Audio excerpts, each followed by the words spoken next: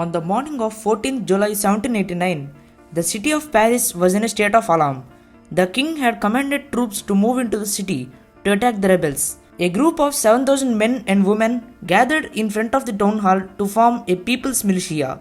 They already broke into a number of government buildings and soon attacked the fortress prison, the Bastille fort. A group of several hundred people marched towards the eastern part of the city and destroyed the fortress prison in search of arms and armaments.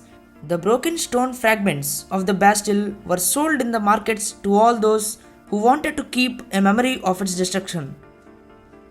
In the days that followed, the country saw more and more rioting in both Paris and the countryside. The king was executed in 1793, a result which most of the people had not anticipated or intended. When historians looked at the past in their perspectives, they confirmed it as a chain of events that led to the execution of the King of France and a change in the political, social, and economical order of the country. But why and how did all this happen? Why is it titled a revolution? Drift in to know the answers to all your questions. Are you eager to know the answers to these questions? Then let's start our video without further delay. This is Sasank and welcome to my channel Study Buddy.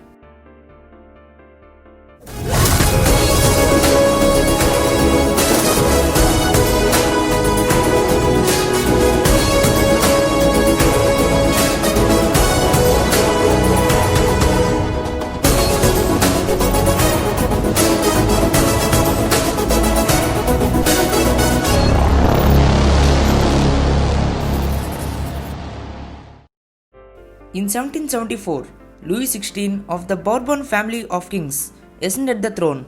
He was 20 years old and was married to the Austrian princess Marie Antoinette. Upon his accession to the throne, Louis XVI faced an empty treasury. Long years of war had drained the financial resources of France. Also, under Louis XVI, France has helped 13 American colonies to gain independence from the common enemy, Britain. Maintaining the extravagant court inside the palace of Versailles was another burden. This added to the debt that rose to more than 2 billion livres. The moneylenders who handled the government debt started levying a high rate of interest of 10%. So, the French government was forced to spend an increasing amount of its budget in order to pay back the loans. To meet its regular expenses of maintaining an army, the court, and running government offices, the king and the government were forced to increase the taxes. Yet, this measure might also not have been successful.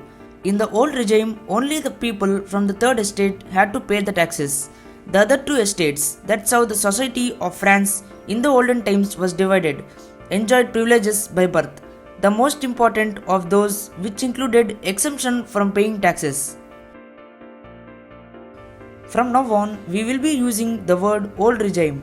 The term old regime here just refers to the framework of the society of France before the year 1789. In the old regime, the French society was divided into three estates: the clergy, the nobility, and the third estate. The clergy and the nobility consist of the richer sections of society. The people from the first and second estates enjoyed certain privileges by birth. They were exempted from paying taxes, which was one of the main privileges they were awarded. The nobles further enjoyed feudal privileges, that is, the members of the third estate had to work for them as servants and workers in their lands or manors. On the other hand, the third estate had to pay many kinds of taxes, such as the tax levied on the articles of everyday consumption like salt, camphor, and tobacco, the tithe and the tithe. The tithe was the tax to be paid directly to the state, while the tithe was the tax collected by the church. Due to this, the economical growth of the state depended only upon the third estate. While there was a lot of discussion in the state about the reducing economical status, the population of France grew drastically from 23 million in 1715 to 28 million in 1789. Due to the rapid increase in the population, the demand for the food grains rose rapidly, but the production of food grains did not keep pace with the demand. As a result, the price of bread, which was the staple diet of most of the people in France, increased.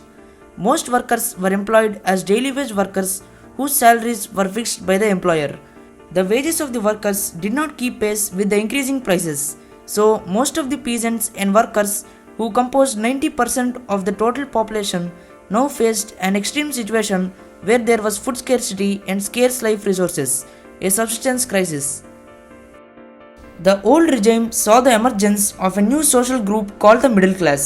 In the past, peasants and many workers used to protest against the arbitrary privileges provided to the higher classes, but they didn't seem to have the right means or programs to carry out a full-fledged revolt. This was left to those groups in the third estate who were prosperous, but with the emergence of the middle class, the lower sections of the third estate also had the chance of voicing their interests and demands. The middle class earned their wealth through an expanding overseas trade by selling goods such as silk and woolen textiles, which were owned by the richer sections of the third estate or exported. In addition to such merchants and shopkeepers, the third estate included professions such as lawyers and administrative officials who were profitable and trusted in their fields. Most of the educated middle class believed that no group of society must be given privileges by birth and that people must be privileged or graded only by their talents. They believed that a person's social position must depend on his merit. Such ideas, envisaging or portraying a society based on equal rights and freedom, were put forward by the philosophers of the time like Jean-Jacques Rousseau, John Locke, and Montesquieu.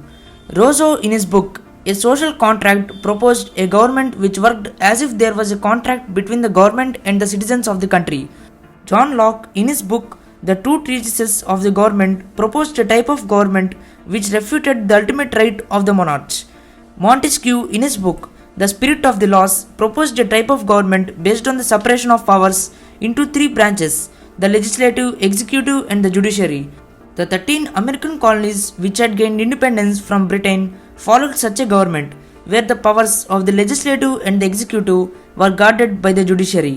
The ideas of these three philosophers provoked new thoughts in the minds of political thinkers in France. These thoughts were very often discussed in coffee shops and saloons where people used to group together. For those who didn't know how to read, these texts were read aloud in groups so that they would also be good participants in the following revolts. The news that the king, Louis XVI, planned to impose extra taxes on the third estate enraged and generated impatience among many of the members of the third estate.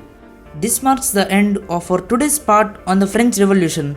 As you observe, people get encouraged when they are supported by someone else.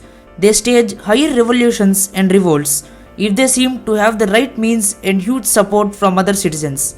The members of the third estate were angered by the plans of the king to impose new taxes on them. It was only in the estate's general meeting when their demands and anger were showcased. We shall discuss the outbreak of the revolution in the estate's general meeting in the second part of the French Revolution. I will meet you in another interesting video about the French Revolution.